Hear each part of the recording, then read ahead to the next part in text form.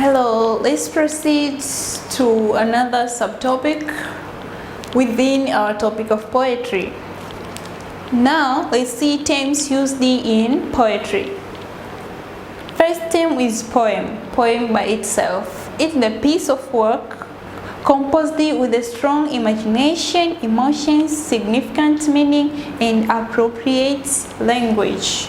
That is, piece of work composed with a strong imagination, emotion, significant meaning, and appropriate language. Therefore, poems are written in form of lines, which are called verses, combined to form stanzas. So, in form of writing, poems are written in verse, which are combined to form stanza. In other type of genre, these verses are known as lines, but in the context of poetry, we call them verses. Also, those stanzas are those which we call paragraph in other literary genres like novel. The next one is poet or poetess. It is the person who composes poem. Poet or poetess is the person who composes. If I compose poem, I'll be called poet. As you can say that the one who studied maybe linguistic is called the linguist, as well as the one who composed poem is called the poet. So if you meet with this vocabulary, don't get confused by yourself with the person who composed poem. Another is poet refer to the man who writes poem, and the poetry refer to the woman. So poem and poets and poetess varies according to sex. If the one who writes the poem will be a man, we can call him as a poet. But if she is a woman, we can call her as a poetess. The persona. The another vocabulary or term which we can meet or we can use or we use in poetry is persona. Persona in the bracket we can call it as a voice. Voice or persona is the person who is talking or speaking in the poem. It's quite different from the poet. Here is the voice first, is the person who is talking or speaking in the poem. He or she is a character of the poem that is normally hidden.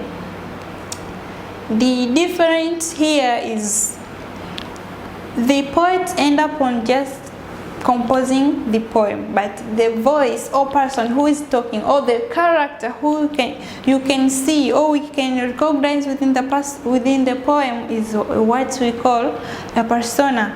For example, by using Freedom Song, we can say that persona in that poem is Atieno's uncle. As you can see when he say, since she is my sister's child, Atieno needs no pay. Here, persona explained to himself that Atieno he is his sister's child. So the persona here is Atieno's uncle. It's a person and not the one who wrote that poem. I think with the persona you got me well. Another is verse. Verse is a single line in a stanza of a poem. Verse is a single line or is a line in the stanza of the poem, while stanza refers to the group of verses or lines.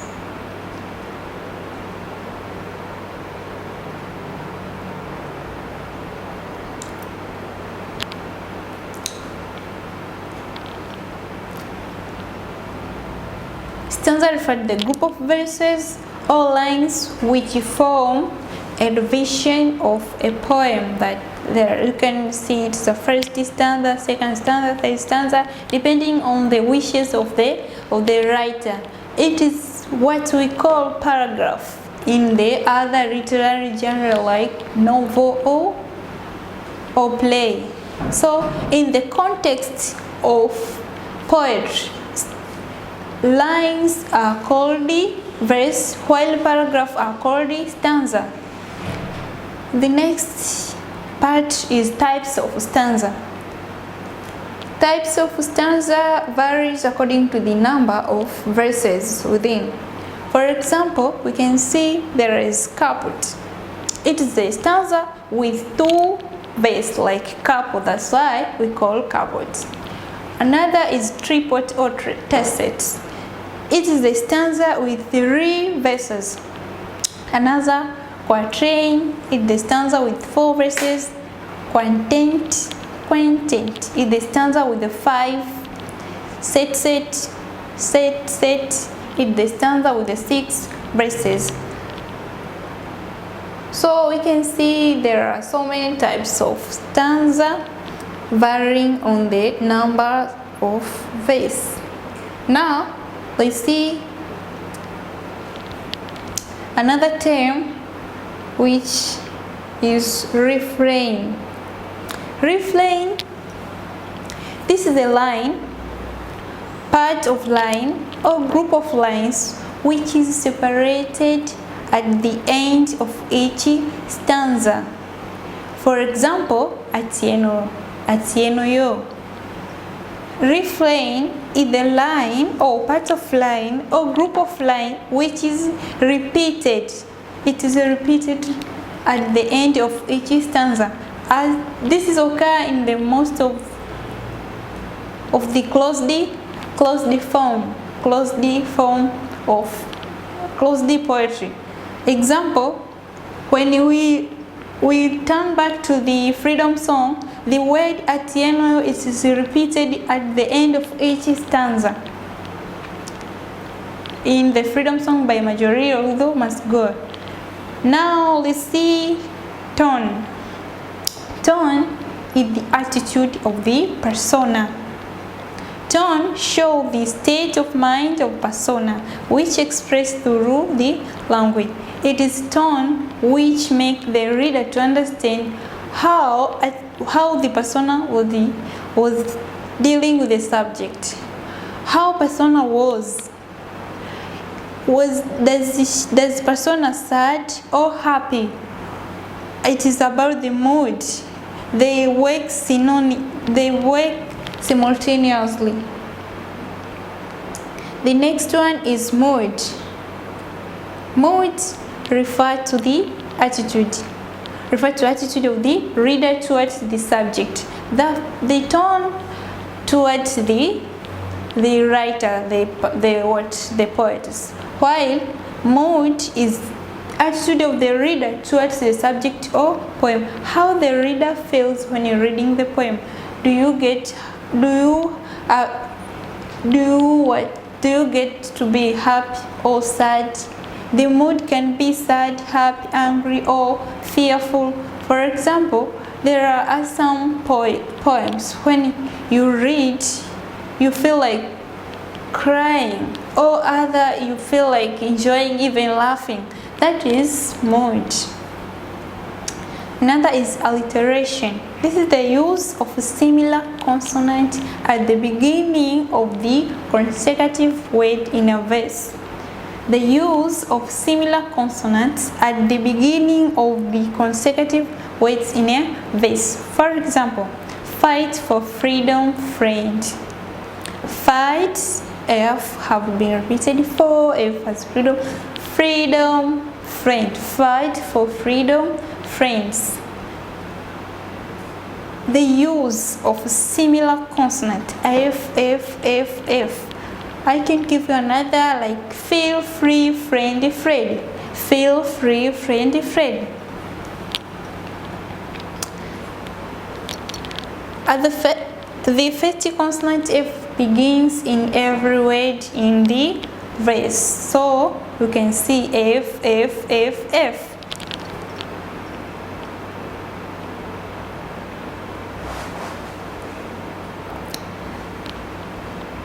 another term is assonance. This is a repetition of identical or similar vowel sounds in a sequence of nearby words. Vowel sound and not consonant. Vowel sound in the sequence of nearby sound. For example, bride of acquaintance. Though, foster, child, silence. The word I, the sound I, bright, quiet, even at the side, has been repeated. Another is diction. Diction refers to the choice of words used by the poet for their meaning and association rather than their common qualities. Diction refers to the choice of words by the poet for their meaning and association rather than their common qualities. The word can be formal or colloquial or technical or common language or figurative language. Repetition of word.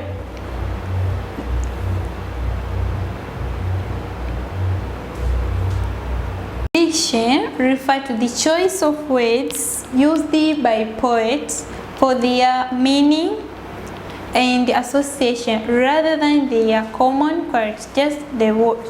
The poet decided to choose some words for their meaning according to the association rather than the common qualities. The words can be formal, colloquial, technical, common languages, or figurative language. That is a choice of words done by the poet. Another is consonance. Consonance is the repetition of identical consonant sound in a syllable that have different vowel sound.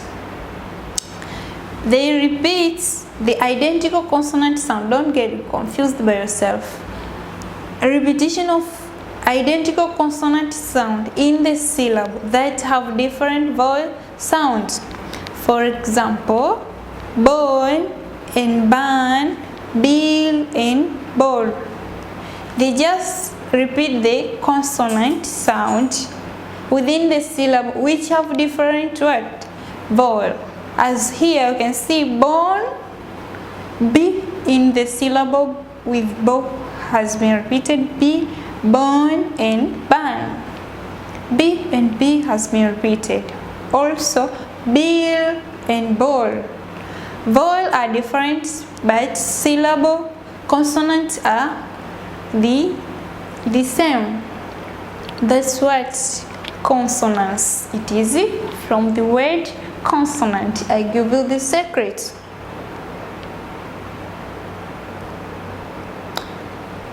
Another term is rhythm. Rhythm is the pattern of a stressed and unstressed syllable of a word in a line of a poem. It is the pattern of a stressed and unstressed syllable of words that is in a line of poem. It is the arrangement of stressed and unstressed syllables. Or rhythm is the alternation of periods of effort with period. It is a rhythm which make the poem to be called a poem. It is a rhythm which make poem to be able to be sung. Without rhythm, that it will be maybe novel or even short story, but not because there is a rhythm. The one I can say one of the crucial elements which make the poem to be sung, to sound like a poem, to sound like a song, because it is the pattern of the stressed and unstressed syllable or words in a line of a poem. It is arrangements. They are arranged and not just words. They are arrangement of words. Another, I can say that others say that rhythm is the alternation of periods of efforts with periods of relaxation.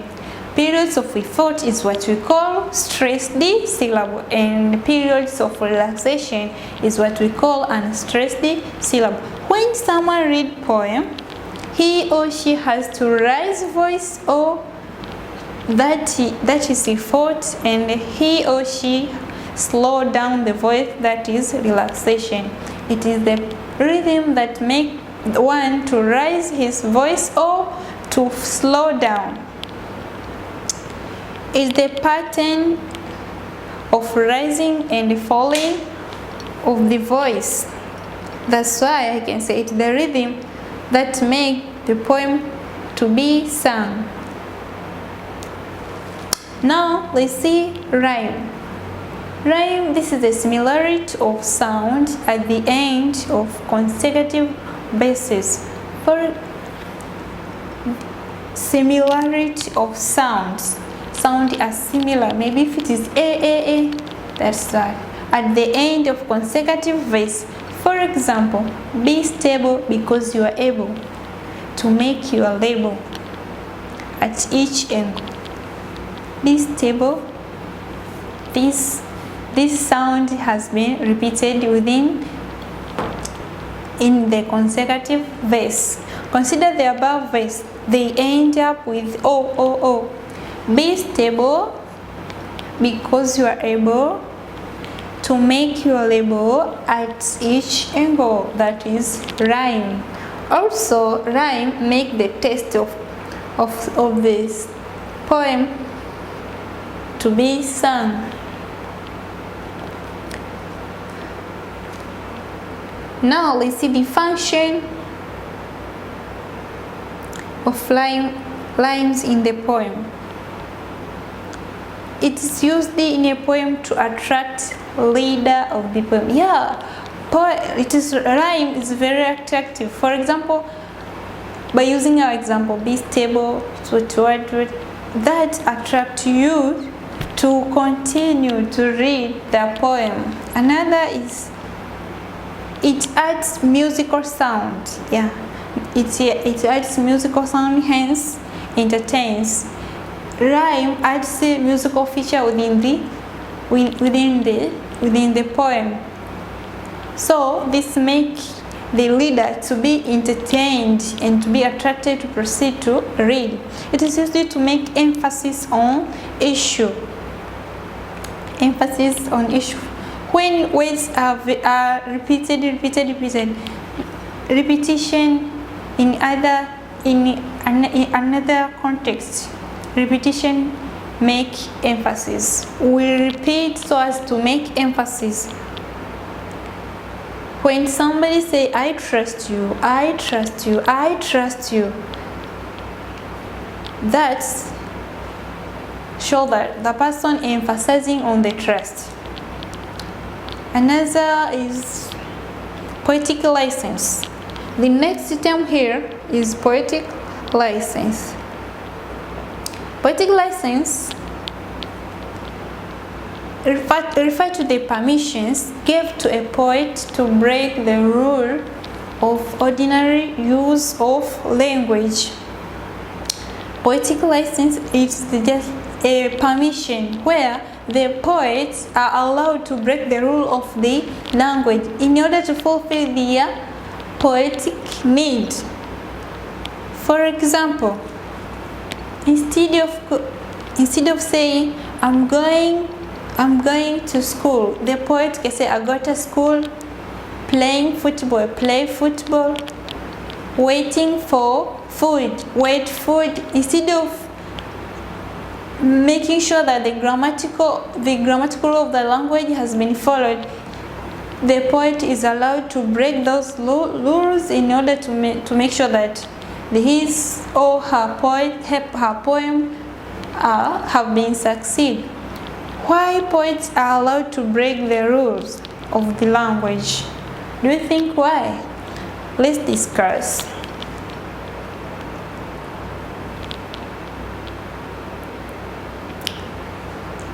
First, it helps to meet metrical demands of poem because, for example, shortening of words like I'll from will. I'll in poem, most of them we can see I'll instead of I will. So in order to meet the metrical demand of the poem, because I and the will is very long. Another is to emphasize certain points in a poem. They break rules of language in order to make emphasis on certain points in a poem. For example, repeating some words in a verse. Repeating some words in a verse, it is for stylistic purpose to bring uniqueness of the poet from another writer. So that is one why poets break the rule of language. Another is just for aesthetic pleasure, to add the beautiness of the voice of the poem. The next term is poetic device.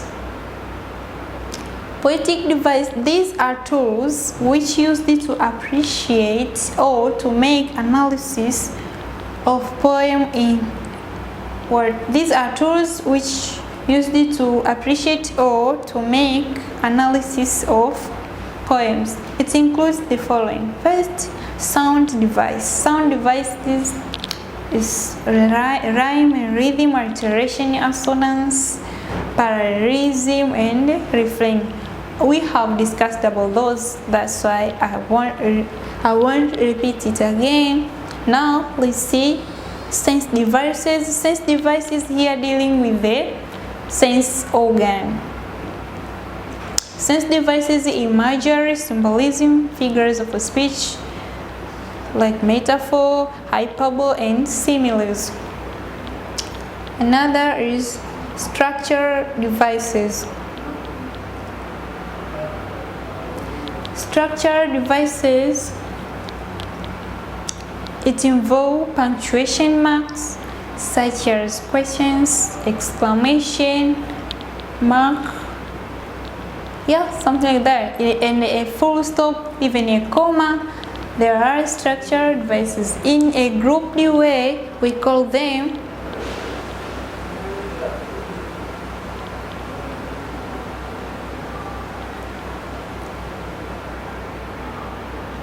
poetic device. I think it is enough for today.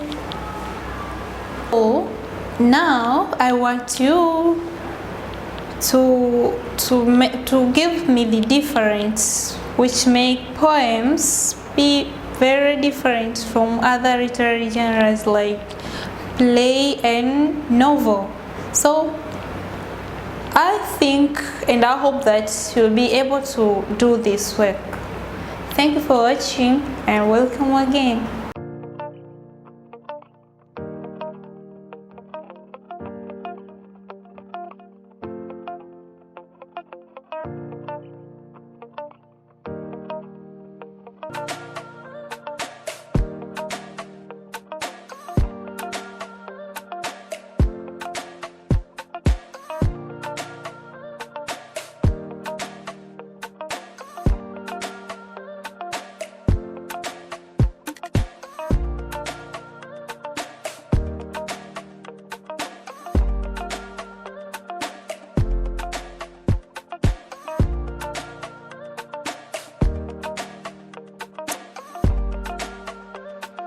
Purchase your tracks